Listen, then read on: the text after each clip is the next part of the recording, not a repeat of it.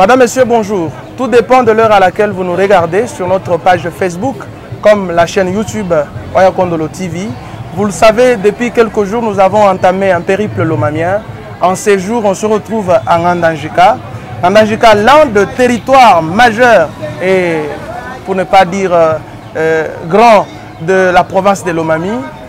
Et on a entamé depuis quelques jours le sondage de l'opinion sur la vraie action du gouverneur de province, Nathan Ilunga Numbi, depuis son avènement à la tête de cette nouvelle province, ou cette province issue du dernier découpage.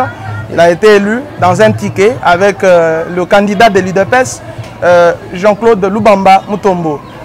En Ngandanjika, il se passe beaucoup de problèmes. Plusieurs défis concernent ce territoire de Ngandanjika. Est-ce que le gouverneur a pensé à ce territoire depuis son accession à ce poste, en remplacement bien sûr du gouverneur intérimaire, mais il y avait un gouverneur élu. Alors on va essayer de parler de toutes ces questions-là avec celui qui suit cette province du jour le jour. Il s'agit là de Floride Iciel Lukusa Kalala, qui est de la société civile Force Vive du territoire de Ngandanjika. Floride Lukusa, bonjour. Bonjour monsieur le journaliste et bonjour à tous ceux-là qui nous suivent en direct. C'est un plaisir de vous retrouver. Comment vous allez? Je vais bien, c'est moi qui vous remercie. Merci infiniment. Et pour commencer, comment vous jugez l'action du gouverneur Ilunga? Bon, le gouverneur Nathan Ilunga, depuis qu'il est arrivé à la tête de la province, c'est déjà plus de 100 jours, nous le voyons en train de tâtonner, en train de chercher à poser des actes, mais sans y parvenir. Pourquoi? Parce qu'autour de lui, nous avons constaté qu'il y a d'abord l'Assemblée provinciale de Lomami qui semble ne pas avoir de bonnes stratégies pour l'aider à réussir sa mission. C'est un monsieur qui est arrivé à la tête de la province, peut-être il n'a pas été rodé, il n'a pas été préparé pour gérer cette province, parce que tout ce qu'il est en train de faire, tantôt il sort la province, il sort même le pays jusqu'en Éthiopie, il rentre, nous ne voyons presque rien de concret. Il lance parfois la réhabilitation d'une route, nous voyons les tracteurs, mais il n'y a pas une certaine sensibilité dans tout ce qu'il est en train de faire. Et puis, nous nous posons aussi des questions. Qu'est-ce que la province de Lomami, je voulais parler de l'Assemblée provinciale, qu'est-ce qu'elle est en train de faire au juste? Parce que nous voyons pas. Elle contrôle le gouvernement. Non, contrôler en faisant quoi? Nous ne voyons rien de palpable. Même là où le chef de l'État a lancé les différents chantiers. Nous voyons néanmoins des pancartes bien placées où on a écrit quelle entreprise a gagné le marché, ça va prendre combien de temps, ça va prendre combien d'argent dans le trésor public. Mais nous voyons des chantiers qu'on ouvre, des chantiers qui sont muets. Et là, les députés provinciaux sont peut-être là pour le lui dire dans les différentes rencontres avec le gouverneur en tant qu'autorité exécutive de notre province. Mais nous ne voyons pas néanmoins cela. En Ngandanjika, on a aménagé la route qui quitte le grand marché vers le centre de santé Relempong. Nous avons eu, nous la société civile, nous avons eu à hausser le ton pour savoir qu'est-ce que l'Assemblée provinciale fait à ce sujet, parce que le chantier est muet. Qu'on fasse néanmoins parler les chantiers. Et le territoire de Ngandanjika est parmi les entités provinciales qui donnent de la force au budget de la province de Lomami. Mais qu'est-ce qu'il y a de concret?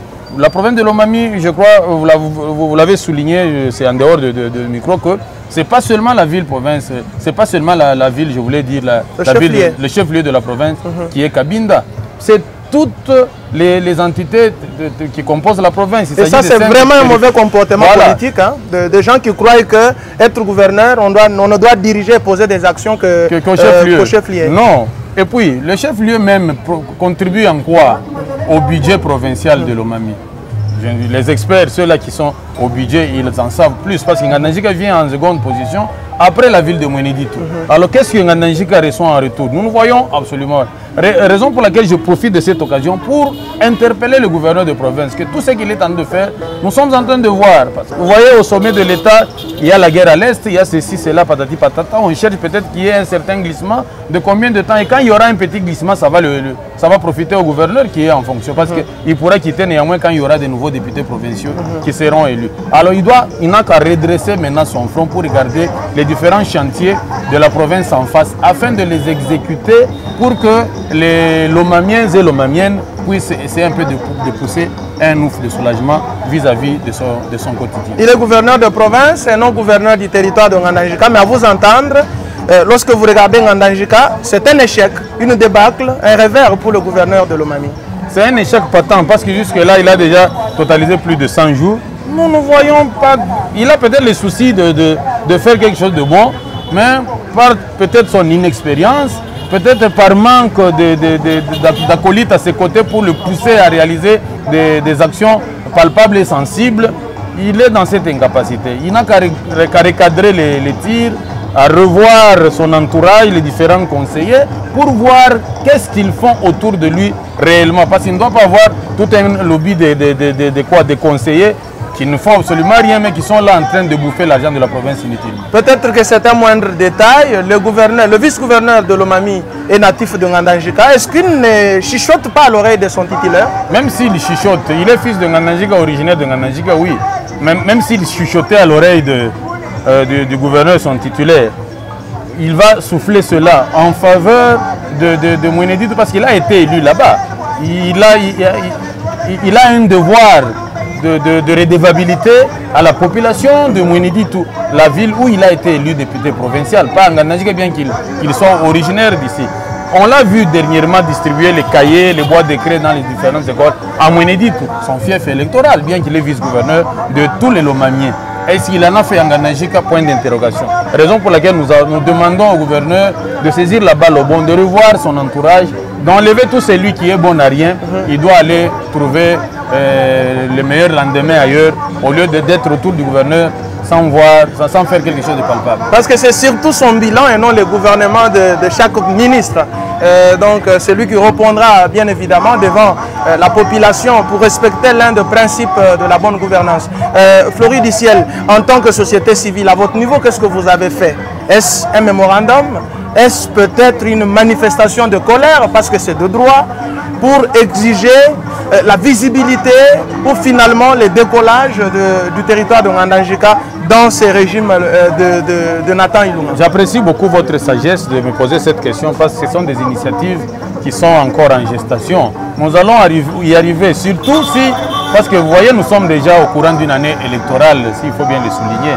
Mais néanmoins, avec tout ce qu'il y a comme murmure et chuchotement sur un éventuel glissement, il faut ajouter, avec tout ce qui se passe dans l'identification et l'enrôlement des électeurs dans les différentes aires opérationnelles, nous aurons à faire quelque chose en ce sens-là. Parce que nous sommes en train de voir que faire beaucoup de pression sur un monsieur qui est à la tête de la province sans avoir été formé, c'est peut-être le déranger pour rien. Mais néanmoins, s'il y a des jours palpables qui lui seront ajoutés à cet effet, nous allons nous mettre en place pour lui rédiger des mémos et des rectifications de tirs en cas de besoin. Je rappelle que nous recevons Flori Diciel Lukusa Kalala de la société civile Force Vive du territoire de Ngandangika. Flori, avant de vous lâcher, quels sont alors les défis du territoire de Ngandangika?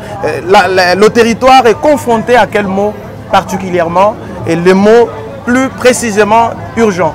Bon, les mots qui rongent le territoire de Ngandangika pour le moment, vous voyez les infrastructures routières. Il y a même des petits ravins juste à côté du grand marché où il y a des flaques d'eau qui se forment, qui ont porté même des noms autrefois. Ça, j'en ai vu même sur les réseaux sociaux. Voilà, heureusement que le gouverneur est presque un peu visible sur les réseaux sociaux. Est-ce qu'il n'a pas vu ça? On se pose la question. Il était ici la fois passée. Je crois qu'il était même passé par là. Je ne sais pas s'il l'avait vu ou bien s'il avait dévié. Je ne sais pas. Le grand problème, c'est les routes. Ngandangika est en train de crier haut et fort sur ces infrastructures routières. Il y a le Transco qui quitte Moujma même jusqu'à Ngandangika à coût réduit, ce qui soulage tant soit peu la souffrance de nos populations qui veulent se déplacer vers le chef-lieu du Grand Kassai qui est Moujma. Mais néanmoins, vous voyez la route, il y a un endroit au niveau de Mpianakajiba où le bus, pour passer, il faut qu'on puisse sortir les pelles pour essayer un peu de décanter cette situation. Le problème des routes en Ngandangika, c'est ça le grand problème. Nous apprécions néanmoins les différents députés nationaux qui se battent qui se battent autour d'un gâteau. Le gâteau, c'est les élections de la fois prochaine qui se pointent à l'horizon, qui sont en train d'installer néanmoins les lampadaires ça et là pour éclairer la cité de Ngandangika.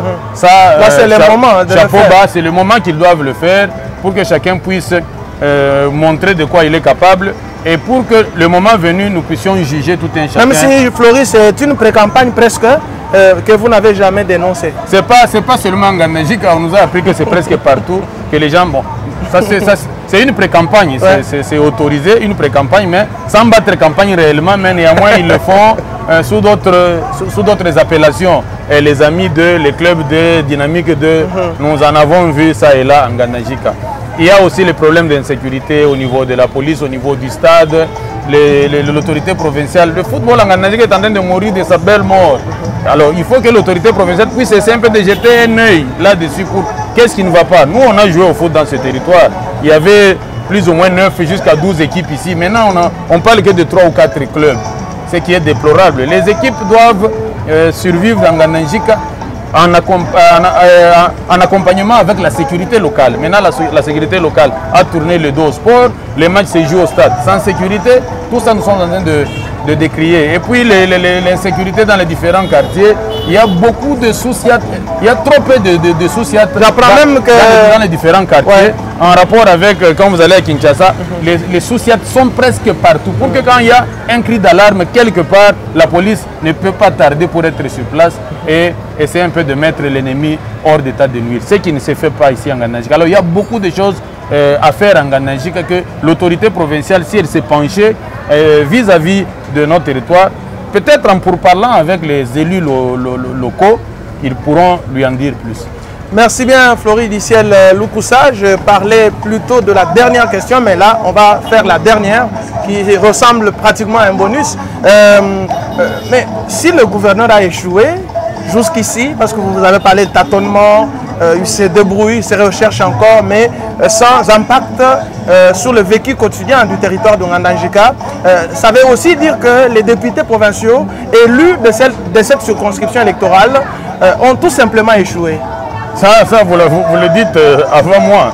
Ils ont lamentablement échoué parce qu'en termes d'action, en tant que parlementaire, parce que nous savons bien que les parlementaires, leur travail, ce n'est pas d'exécuter les actions, mais c'est de voter les lois appelées et dites au niveau de la province. Et de faire de la pression même. Et faire la pression et parler beaucoup. Ouais. Moi, je m'étonne quand il y a des députés qui viennent de Cabinda pour venir parler à la radio. Nous les avons élus, c'est pour parler à l'hémicycle, à l'Assemblée provinciale à Cabinda, pas sur les médias.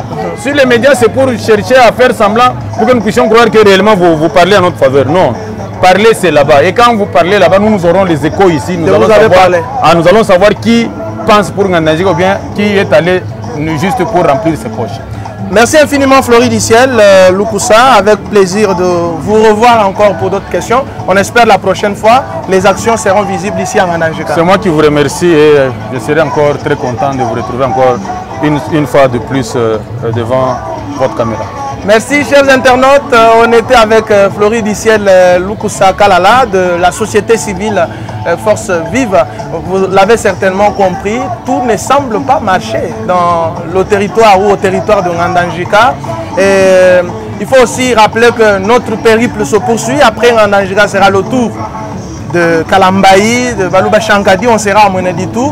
Même à Cabinda, les sondages en effet ne peut obligatoirement pas commencer par le chef-lieu parce qu'on sait que certains ne pensent que le chef-lieu doit être le rayon de toutes les actions d'un gouverneur, ce qui est par exemple une très fausse information pour un gouverneur de province qui doit être un homme de terrain, ça on ne doit pas l'oublier, et surtout un gouverneur issu d'un groupe qu'on a appelé des révolutionnaires, donc il n'a pas droit à l'erreur.